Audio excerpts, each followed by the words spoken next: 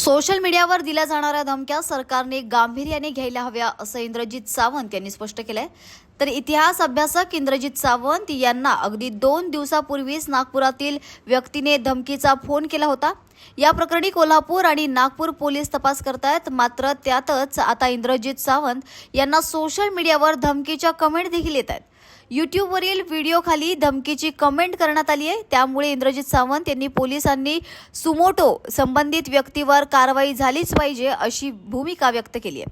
Social मीडियावर अशा पद्धतीनं दिल्या जाणाऱ्या धमक्या सरकारने गांभीर्याने घ्यायला हव्या असं इंद्रजित सावंत यांनी यावेळी स्पष्ट केलंय। मी मगाशी वारंवार सांगत आलोय की मला ज्या धमक्या देतात त्याच्याबद्दल मी काही तक्रार करणार नाही, त्याच्याविषयी काही व्यक्त व्हायचा संबंध नाहीये। पण महाराष्ट्राचं आराध्य दैवत, हिंदुस्थानचं आराध्य दैवत असणाऱ्या शिवाजी महाराजांच्या बद्दल ज्यानं विखारी बोललेला आहे, ज्याच्या मनात विष आहे, अशा व्यक्तींच्यावर तातडीनं कारवाई झाली पाहिजे असं माझं मत आहे।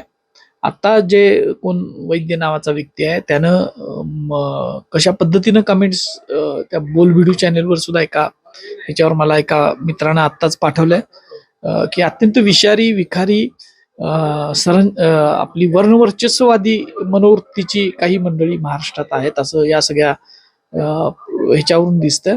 पण ह्याला पायबंद घातला पाहिजे। महाराष्ट्रानं पुन्हा एकदा हे जागृत झालं पाहिजे असं या निमित्तानं मला वाटतं।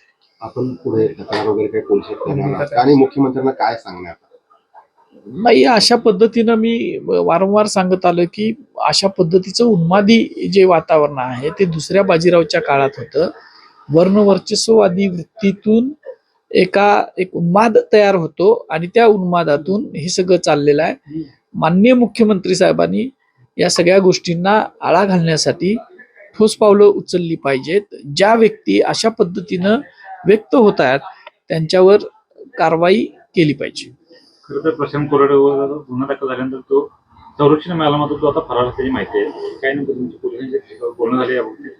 नाही, माझं याच्या बाबतीत काय, मला कुणी पोलिसांनी संपर्क केलेला नाही। मीच काल गेलेलो होतो की माझा जे काय माझ्याकडचं रेकॉर्डिंग आहे ते तुम्ही घ्या, त्याचा फ्लॉरेन्सिक काय तो असतो तपास काय म्हणतात त्याला, तो सगळा करा आणि सत्य काय ते लोकांसमोर येईल। त्याच्यामुळं आता त्याला अटक का होत नाही, तो फरार का आहे आणि इतके दिवस कसा फरार राहू शकतो हा एक प्रश्न माझ्या मनात आहे।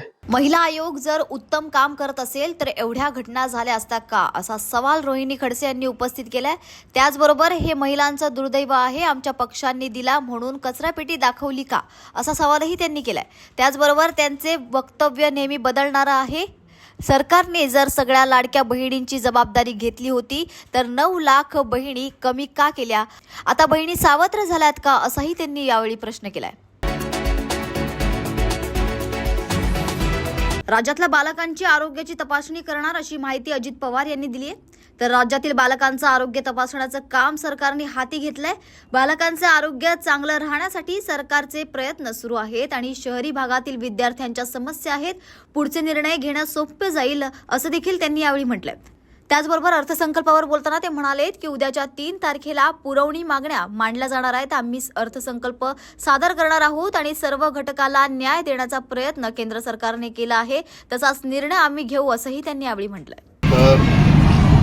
केस दाखल झाल्यानंतर त्या व्यक्तीला पकडण्याच्या करता पोलीस त्यांचं जो काही जाळं असतं ते लावतात किंवा त्यांच्या परीनं तपास करायला जातात, तोपर्यंत चॅनलला येतं आता ही व्यक्ती मध्य प्रदेशमध्ये गेलेली आहे, आता ती व्यक्ती फलानीकडे गेलेली, अरे गप बसा ना बाबा, त्याला आपण पकडू ना, पकडल्यानंतर दाखवा। आता परवा पण तो आता 24 तास झाले, 48 तास झाले ते उसात जाऊन बसला होता। आता उसात जाऊन बसला, ड्रोन लावले, यंत्रणा लावली, त्याच्या हातात तो आत्महत्या करण्यापर्यंत ती मजल गेली होती, हे सापडलं सगळं। थोडंसं माझं काय म्हणणं आहे, घटना अजिबात घडता कामा नये या मताशी मी 100% जनतेची पण सहमत आहे, तुमच्याशी पण सहमत आहे आणि आमची पण सरकारची तीच भावना आहे। पण कुठं घडलं तर त्याचा तपास तातडीनं लागण्याच्या करता देखील काही गोष्टींचं तारतम्य राज्यकर्त्यांच्या सहित सत्ताधारी पक्षाच्या सहित सगळ्यांनी ठेवावी एवढीच अपेक्षा. पण पक्षाचे कार्यकर्ते तोडफोड करतात.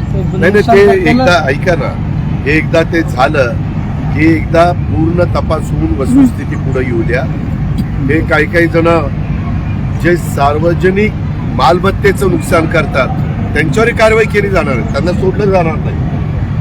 जर एखादा आरोपी सापडत नाही म्हणून तुम्ही काही स्वतःच्या घराच्या काचा फोडत बसाल, खुर्च्या तोडत बसाल, तिथं काही स्वतःला फार काही वेगळं दाखवण्याचा प्रयत्न करा. या संदर्भात मागं कोर्टाने सांगितलेलं आहे, सार्वजनिक मालमत्तेचं नुकसान जर कोणी करत असेल तर त्या पक्ष असेल किंवा त्या पक्षाचे कोणी कार्यकर्ते असतील त्या पक्षाकडनं त्याची सगळी वसुली ती झाली पाहिजे. त्याच्यामुळं राग हा सगळ्यांना येतो, त्याच्याबद्दल दुमत नाही, परंतु राग पण व्यक्त करण्याच्या काही वेगवेगळ्या गोष्टी असू शकतात. अहिंसेच्या मार्गाने महात्मा गांधींनी देशाला स्वातंत्र्य मिळवलेला जगाला त्या माहिती झालेलं आहे. आणि अशा वेळेस फार काहीतरी आम्ही हवाच्या सवा करायला लागलेलो आहे आणि सगळं काही राज्याचं अगदी देखभाल करण्याची जबाबदारी ह्यांच्यावरच सोपवलेली आहे. हे जे काही जणांचा अतिउत्साह चाललेला आहे ना, त्यांना पण कायद्याच्या नियमाच्या प्रमाणे कारवाई केली जाईल. संदर्भात तुम्ही बोलला की महिला आणि राज्यातल्या महिला आणि तरुणांना तुम्ही दिलेमध्ये देणार आहे. ट्रेनर होतं माजी मंत्री तानाजी सावंत जे आहेत आरोग्य मी ते तुमच्या मीडियामध्ये वाचलेलं आहे. मी मुंबईला गेल्यावर मंत्रालय चालू असताना मी त्याबद्दलची माहिती घेईन. आत्ता तुम्ही जी बातमी प्रसिद्ध केलेली तेवढीच माझ्या वाचनात आहे. त्याच्यामुळं मी आज राज्याचा अर्थमंत्री उपमुख्यमंत्री शहानिशा करून मी त्याच्याबद्दल आरोग्यमंत्र्यांनी शिक्षण विभागामध्ये समन्वय दिसला नाही का? दादा भुसे यांनी नाराजी व्यक्त केली. समन्वय टाकला असता तर आणखी मोठा आणि राज्य पण ते कार्यक्रम करतात. समन्वय तुला तेच म्हटले. दादा पीएमपीएलचे डेपो मॅनेजर आहे, ड्रायव्हरला विनाकारण त्रास देतात, काही महिलांना शरीर सुखाची मागणी करतात, तक्रारी दाखल आहेत पोलीस या स्टेशनला. तक्रारी मी पण टीव्हीलाच बघितलेल्या आहेत. त्याच्याबद्दल पीएमपीएलचे जे आयुक्त आहेत त्यांना सूचना देऊन त्याच्यात तथ्य आहे का, जर ज्या महिलांच्या बाबतीत तसं घडलेलं असेल तर त्यांनी लेखी तक्रार दिली का, तसं काही केलेलं असेल तर त्याची शहानिशा केली जाईल. त्या बातमींवरून त्याच्या खोलामध्ये केलं जाईल आणि जे कोणी दोषी असेल त्यांच्यावर कारवाई केली जाईल. विधानसभेच्या विरोधी पक्षनेतेपदावर आम्ही दावा सांगणार आहोत असं वक्तव्य संजय राऊत यांनी केलंय. तर काल मातोश्री बैठकीत बोलताना ते म्हणाले की काल आमदारांची बैठक झाली, आज खासदारांची बैठक झाली, पुढे अधिवेशन आहे, त्या संदर्भात दिशा मिळावी यासाठी बैठक घेतली आहे. तर विधानसभेतील विरोधी पक्षावर आम्ही हक्क सांगणार आहे. आमदार संख्या कमी असली तरी नियमात आणि घटनेत कुठेही म्हटलं नाहीये, याआधी कमी संख्या असतानाही विरोधी पक्षनेते पद मिळालं आहे. आमची भूमिका ते मान्य करतील असा विश्वासही त्यांनी व्यक्त केलाय. होणार आहेत त्यांच्यासाठी आमदार अपात्रतेची कांती तलवार देखील कायम आहे. कायद्यानं ते अपात्र ठरलेले आहेत, त्यांची धडपड सुरू आहे. मंत्रिपद वाचावं यासाठी नियम आणि कायदा पाहिला. सुनील केदार आमदारकी गेली ना 24 तासात. राहुल गांधी उत्तर प्रदेशच्या विधानसभेत आझम खान, या सगळ्यांच्या आमदारक्या 24 तासामध्ये घालवल्या भारतीय जनता पक्षाने. आणि इथे मात्र पूर्ण संधी दिली जाते स्वतःचा बचाव करण्याची. धनंजय नेत्यांना नक्कीच अभय दिलं जात आहे, त्यांना वाचवण्याचा प्रयत्न होतो. पण मला असं वाटतं की अजूनही आमचा न्याय यंत्रणेवरती विश्वास आहे. न्यायालयाचे प्रकरण आहे आणि न्यायालय यांना सोडणार नाही. बघतोय की शिंदेच्या काळात जे कामं झाले, शिंद्यांच्या काळात जी कामं झाली ती कामं झाली नसून फक्त भ्रष्टाचार झालेला आहे.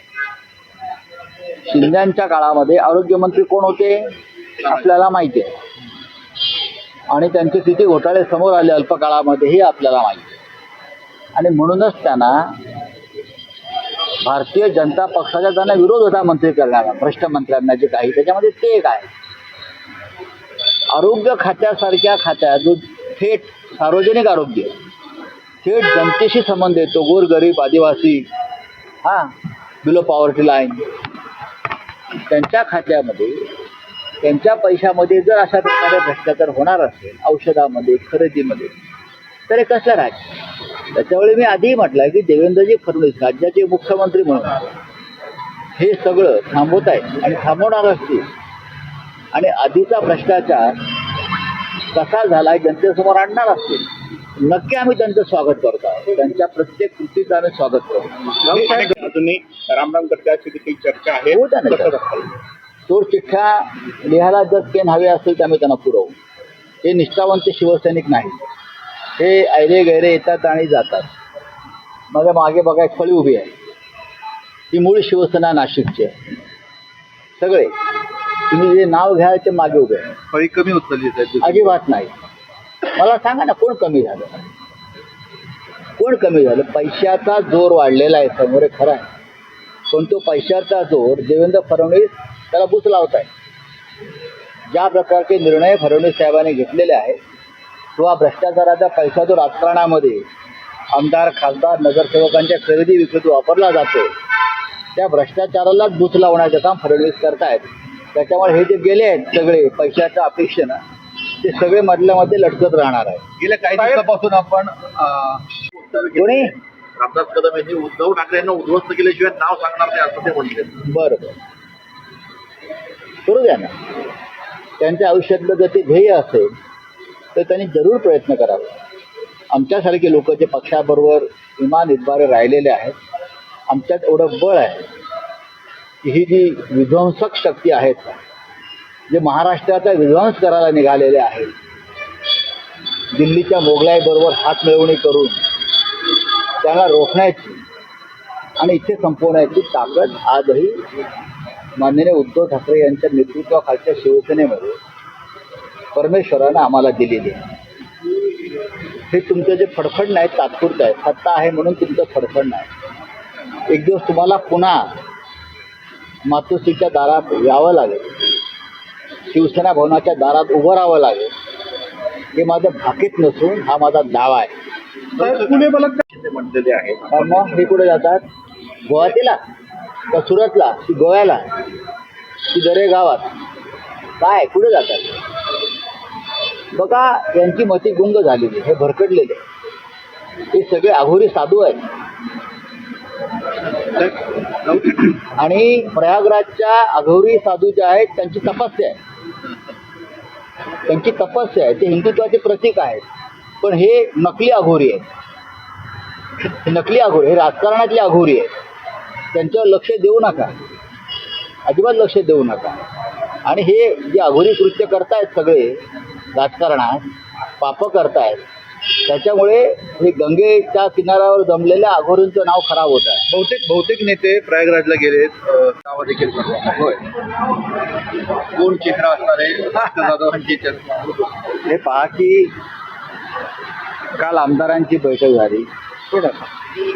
आज खासदारांची बैठक आहे. कारण उद्यापासून विधानसभेचं अधिवेशन आणि साधारण 8 दिवसांनी लोकसभेचं अधिवेशन म्हणजे संसदेचं अधिवेशन. त्या संदर्भात आमदारांना खासदारांना एक दिशा मिळाली म्हणून अशा प्रकारच्या संसदीय पक्षाच्या बैठका पक्षप्रमुख घेत असतात. तशी ती काल झाली. नक्कीच विधानसभेतल्या विरोधी पक्षनेतेपदावर शिवसेना आपला मी दावा म्हणणार नाही आपला हक्क जो आहे तो सांगणार आहे. आमदारांची संख्या जरी कमी असली तरी नियमात आणि घटनेत असं कुठेच लिहिलेलं नाही की विरोधी पक्ष नेत्याशिवाय संसद आणि लोकसभा चालावी. शिवसेनेचं बळ 20 आहे. याआधी यापेक्षा कमी संख्या असतानाही विरोधी पक्ष नेतेपद अनेकदा मिळालेलं आहे. आमचा एकत्रित संख्या साधारण 50च्या वर आहे. हो. त्याच्यामुळे सरकारनं खास करून विधानसभा अध्यक्ष जे आहेत काल आणि आज तेच आहे त्यांना घटना संविधान लोकशाही याच्याविषयी नक्कीच जाण असायला पाहिजे. आणि ते या विधानसभेत विरोधी पक्ष नेतेपदाची जी आमची भूमिका आहे ती मान्य करते. साहेब 3200 कोटी रुपयांच्या आरोग्य विभागाच्या कामात घेतले नाही.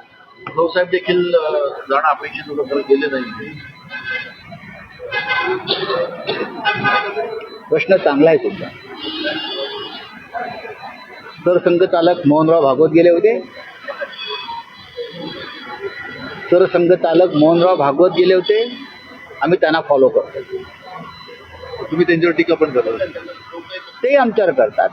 हिंदुत्व राष्ट्रीय स्वयंसेवक संघ असेल, विश्व हिंदू परिषद असेल, बजरंग दल असेल, सध्याचा भारतीय जनता पक्ष हा नकली हिंदुत्ववादी पक्ष आहे. आणि त्यांच्याबरोबर हे सगळे आहेत ते शिंदे फिंदे मिंदे बरं का, हे डुप्लिकेट लोक आहेत. त्यांनी आम्हाला हिंदुत्व शिकवू नये. राष्ट्रीय स्वयंसेवक संघाचे सरसंघचालक मोहनराव भागवत यांना मी तरी प्रयागराजला जाऊन गंगेत डुबके मारून स्नान करताना मी पाहिलं नाही. आम्ही सगळे म्हटलं सरसंघचालक गेले का त्यांच्या पाठोपाठ आपण जाऊया.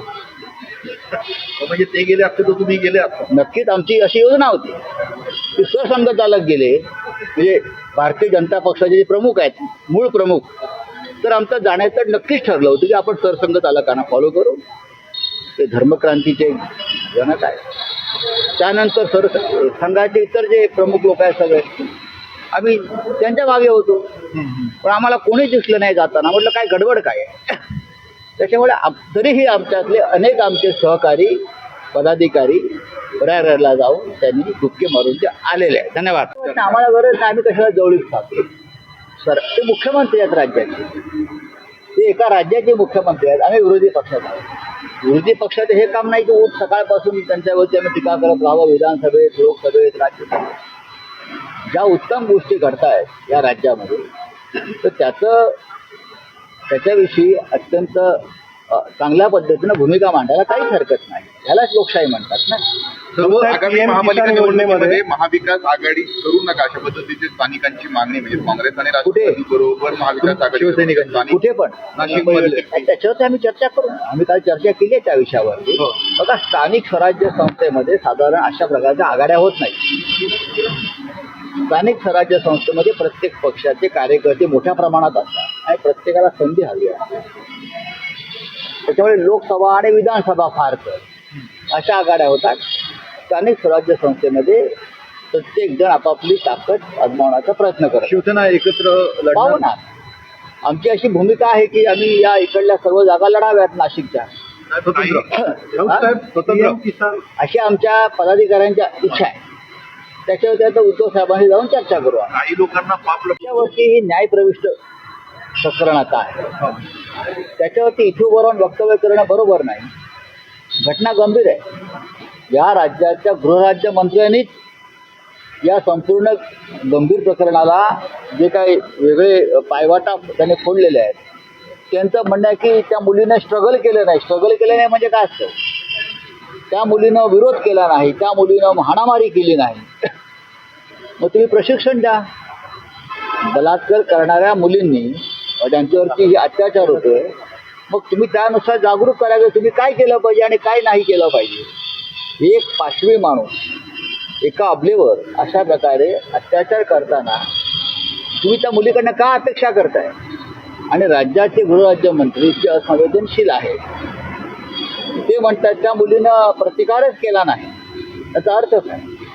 दुर्दैव आहे की असे मंत्री राज्याला मिळालेले आहेत. आदित्य ठाकरे विरोधी पक्ष हवे असं काही कालच्या बैठकीत ठरले. मी कालच्या बैठकीत नव्हतो. मी या दौऱ्यावर इथे आहे. ही पक्ष संघटनेची बैठक होती उत्तर महाराष्ट्र संदर्भात आणि साधारण याच महिन्यामध्ये असं ठरलेलं आहे की नाशिकमध्ये शिवसेनेचं विभागीय शिबिर घेण्यासंदर्भात आमचा निर्णय झाला. उत्तर महाराष्ट्रामध्ये 2 विभागीय शिबिर आम्ही घेत आहोत. एक नाशिक आणि दुसरं विभागीय शिबिर जळगाव आणि धुळे या भागात होईल. आणि या दोन्ही शिबिरांना शिवसेना पक्षप्रमुख उद्धव ठाकरे उपस्थित राहतील. शिंदे गट आणि भाजपने ईव्हीएम मशीन सेटिंग केलेल्या होत्या म्हणूनच ते निवडून आले असा आरोप शरद कोळी यांनी केलाय. त्याचबरोबर शिवसेना ठाकरे गटाचे उपनेते शरद कोळी यांची माजी मंत्री रामदास कदम यांच्यावर सडकून टीका करण्यात आली आहे. रामदास कदम तू किस झाड की पत्ती है. शिवसेनेला संपवणारे भले भले. तुझा पोरगा गृहराज्यमंत्री आहे म्हणून त्याच्या जीवावर डांगडिंग करायला जाऊ नकोस अशी टीकाही त्यांनी यावेळी केली आहे. गटामध्ये किंवा भाजपमध्ये प्रवेश करतो. खरं तर नेते गेले ठीक आहे, परंतु उद्धव ठाकरे साहेबांचा शिवसैनिक जसाचा तसा त्याच ठिकाणी आहे. काही आम्हाला फरक पडणार नाही. तुम्हाला घोडा आणि मैदान कळेल. फक्त या लोकांनी एकदा ईव्हीएम मशीन बाजूला सारून एकदा बॅलेट पेपरवर मतदान घेऊन बघा, मग यांचं डिपॉझिट देखील शिल्लक राहणार नाही. मग शिवसेना कुठं आहे आणि कुणाची आहे तुम्हाला समजेल. लोकसभा आणि विधानसभेला जे चित्र समोर आलेलं आहे त्यामध्ये उद्धव ठाकरेंच्या बहुतांश जागा त्या ठिकाणी संपतानाचं चित्र दिसत अहो काय संपविंपत काय नाही. मुळामध्ये यांनी या शिंदे गटाने भाजपाने ईव्हीएम मशीन सेटिंग केलेल्या होत्या म्हणून ती निवडून आलेले आहेत. त्यांच्यात जर दम असेल ना, त्यांना जर स्वतःवर विश्वास असेल ना, तर तुम्ही ईव्हीएम मशीन बाजूला सारा आणि मतदान घेऊन दावा. या भाजपचं शिंदे आणि मिंदे गटाचं डिपॉझिट देखील शिल्लक राहणार नाही. कधी काळी हेच कदम मातोश्रीच्या नावानं रडतानाचं चित्र आपण पाहिलं. खरं तर रामदास कदमाला एक सांगायचं आहे. रामदास कदम अरे दरवाजात बांधलेलं कुत्रा देखील इमानदारी असते, पण रामदास कदम अरे तू मातोश्रीच्या जीवावर खाऊन खाऊन तुझं दात किडला, पण तू इमानदार ना बेमान झाला. तुझ्यासारखी गद्दारी माणसं या महाराष्ट्राच्या मातीत जन्मालाच कशी आली ही खरं तर आता विचार पडलाय. नाही, शिवसेना वेगळी होण्याच्या अगोदर त्यांचा तो सीन आपण बघितलेला आहे की कशा पद्धतीने रामदास कदम खरंच म्हणजे वेगळ्या भाषेत सांगावं का, धड मर्द पण नाही धड ना मर्द पण अशातली ती क्वालिटी आहे. रामदास कदम तुम्ही नुसत्या टाळ्या वाजवून झेंडू बाम लावून पुसायचं काम करा. मर्द जे असतो ना, मर्द अशा पद्धतीने बोलत नाही. मर्द खाल्लेल्या अन्नाला जागत असतो. मर्द बेमान होत नाही, कारण बेमान जी होती ती ना मर्दाची अवलाद होत असते. मर्द कधीच असा धोका देत नाही. मर्द कधी गद्दारी करत नाही. उद्धव ठाकरेंवरती टीका केलेली आहे. उद्धव ठाकरेंना आम्ही उद्ध्वस्त करू आणि कोकणामधून शिवसेना संपलेली आहे. त्यासोबतच आता उद्धव ठाकरेंची शिवसेना पूर्णतः नेस्तनाबूत करू अशा पद्धतीचा इशारा त्यांनी उद्धव ठाकरेंना दिला आहे. काय आपलं मत? हे रामदास कदम अरे भले भले शिवसेनेला संपवणारे स्वप्न बघून गुल झाले. तू की झाड की पत्ती है. अरे रामदासा तुझं स्वतःच पहिलं बघ. अरे तू त्या पोरग तुझं गृहराज्यमंत्री म्हणून त्याच्या जीवावर तू डांगडिंग करायला जाऊ नको. अरे उद्धव ठाकरेंचं शिवसेनेचं झाड लय मोठं आहे. अरे तू उद्ध्वस्त करायचं सोड. साधी तू उद्धव ठाकरे साहेबांच्या झाडाची मुळी देखील उपटू शकत नाही. मुळी देखील उपटू शकत नाही रामदासा एवढी तुझी जर जिभेलाच वळवळ करत असेल तर जीभ तुझी आवाक्यात ठेव. तू एवढी मस्ती बरं नाही. तुला वाटत असेल पोरग तुझं गृहराज्यमंत्री आहे. अरे तू तुझं पोरग तुझी खानदानी जर आली रामदास कदमा तर उद्धव ठाकरेचं तुम्ही काट वाकडं करू शकत नाही. राहिला प्रश्न उद्धव साहेब संपवायचा. उद्धव साहेबाला संपवणारी अवलाद अजून या महाराष्ट्राच्या मातीत जन्माला आली नाही आणि इथं पुढे देखील जन्माला नाही. अरे तुमच्यासारख्या पालापाचोळ्याचं काय घेऊन बसलाय. तुम्हाला शिवसैनिक जाता जाता थडकून तुम्हाला चुरगळा करून टाकतील. कोकण उद्धव ठाकरेंच्या हातातून गेला आहे अशी प्रतिक्रिया रामदास कदम यांनी दिली. तर शेवटी उद्धव ठाकरे हम दो हमारे तीन एवढेच मातोश्रीवर शिल्लक राहतील. सर्व महाराष्ट्र त्यांना महाराष्ट्रातून हद्दपार करत आहे. कोकण त्यांच्या हातातून गेले आणि गंगेमध्ये अनेक लोक गेली डुबक्या मारल्या. त्या सर्वांनी पाप केली आहेत का असा सवाल त्यांनी केलाय. त्याचबरोबर सकाळी उठल्यावर उद्धव ठाकरे आणि संजय राऊत यांना फक्त एकनाथ शिंदेच दिसतात अशी टीका देखील त्यांनी यावेळी केली आहे. प्रयत्न केला होता. त्यांना आयुष्यातनं कायमचा उठवण्याचा प्रयत्न केला होता. आज नियती त्यांनाच राजकारणातून कायमचा उठवण्याचा प्रयत्न करते. आपण सगळे पाहत आहे महाराष्ट्रातले तमाम शिवसेनेचे पदाधिकारी हे एकनाथ शिंदेसोबत जोडले जात आहेत. बाळासाहेबांच्या विचारासोबत जोडले जात आहेत. कोकण जवळजवळ सगळंच कोकण आता शिवसेनेसोबत आमच्यासोबत आलेलं आहे आणि भविष्यामध्ये ही तर नांदी आहे. ये तो झाकी आहे. अभी बहुत कुछ बाकी आहे. भविष्यामध्ये आपण पाहाल महाराष्ट्रामध्ये अनेक प्रमुख नेते हे शिवसेनेमध्ये प्रवेश करतील आणि तुम्हाला आणखी एक 7-8 महिने काही आमदार जे आहेत सोबत त्यांच्या ती वाट पाहतील. थोडी त्यांना देखील पर्याय नाही. त्यांचा देखील मतदारसंघाचा विकास व्हायला हवा आहे आणि म्हणून त्यांना देखील शिवसेनेमध्ये यायला लागेल.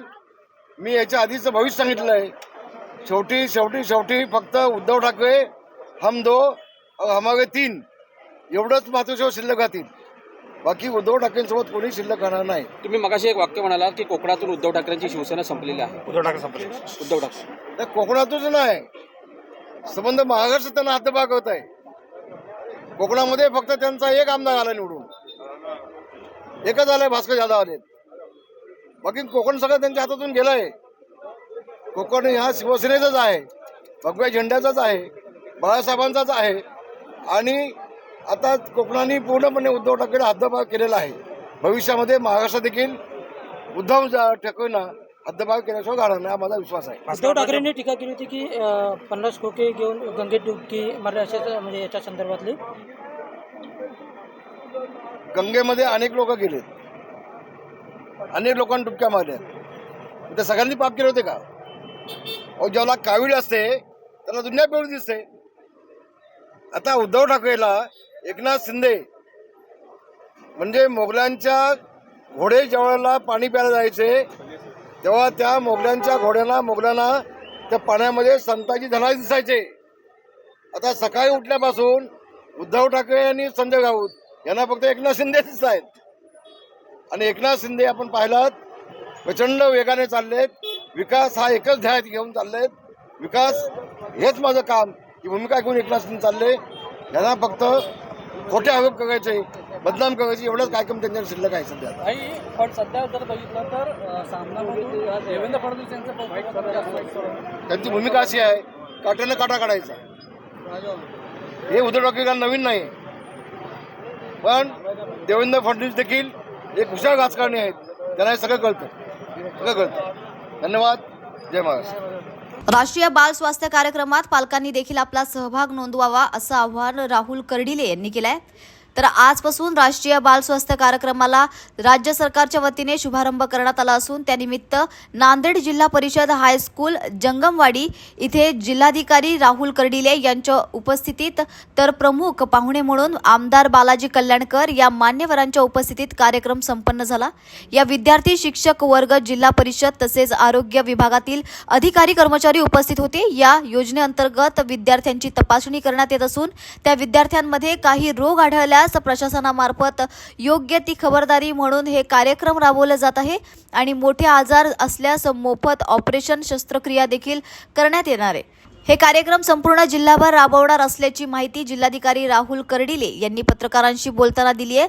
तर यामध्ये विद्यार्थ्यांच्या पालकांनी देखील सहभाग घ्यावा असं देखील आवाहन करण्यात आलंय. यावेळी आमदार बालाजी कल्याणकर यांनी सर्व अधिकाऱ्यांना, विद्यार्थ्यांना कार्यक्रमाच्या शुभेच्छा देखील दिल्यात. विभागातर्फे राष्ट्रीय बाल स्वास्थ्य अभियान राबवलं जाते, काय सांगाल? RBSK म्हणजे राष्ट्रीय बाल स्वास्थ्य कार्यक्रम 2.0 आज माननीय उपमुख्यमंत्री तथा वित्तमंत्री अजितदादा पवार आणि या खात्याचे मंत्री प्रकाशजी आंबेडकर यांच्या मुख्य उपस्थितीमध्ये पुण्यातून लॉन्च करण्यात आला. परंतु राज्यभरात आपल्या प्रत्येक तालुक्यामध्ये जिल्हास्तरीय हेडक्वार्टरमध्ये हा कार्यक्रम आपण लॉन्च केलेला आहे. याच्यामध्ये आपल्या 0 ते 18 या वयोगटातल्या सर्व बालकांची आपण तपासणी करतो. याच्यामध्ये काही एक तर तपासणी केल्यानंतर जे त्यांना संदर्भीय सेवांची गरज असते तिथं आपण त्यांना, जिथं आपण टायअप केलेलं आहे त्या सर्व प्रकारच्या सर्जरी मोफत केल्या जातात. किंवा काही ठिकाणी आपल्याला प्रतिबंध करण्याची आवश्यकता असते किंवा अर्ली इंटरव्हेन्शनची गरज आपल्याला सापडते, त्या ठिकाणी डिस्ट्रिक्ट अर्ली इंटरव्हेन्शनमध्ये आपण त्या बालकांवर उपचार करतो. आणि याच्यामध्ये आपले 45 पथकं सतत ते या सगळ्यांची आपल्या आखून दिलेल्या टाईम टेबलनुसार तपासणी करतात. आणि याच्यामध्ये मोठ्या प्रमाणावर आपलं स्क्रीनिंग जे आहे त्या कंप्लीट पण झालेलं आहे. तर निश्चितपणे लहान जे मुलं आहेत त्यांना इतक्या ज्या म्हणजे फार कॉम्प्लेक्स प्रकारच्या सर्जरी ज्या आहेत ज्या त्यांना परवडू शकत नाही, तर हे खूप चांगली योजना आहे. आणि कमी वयातच त्यांचं स्क्रीनिंग जे होतं त्या निश्चितपणे त्यांना पुढची जी आरोग्याच्या गुंतागुंतीच्या समस्या उद्भवणार नाहीत. तर मी सर्व टीमला पण अभिनंदन करतो की ऑलरेडी ते खूप चांगलं याच्यामध्ये काम करत आहेत. आणि ही जे पथकांचं काम जे आहे या सर्व म्हणजे शासकीयसोबत इतर शाळांमध्ये ती तपासणी करत आहेत. तर हे जे औपचारिक त्याचं आज लॉन्चिंग झालेलं आहे.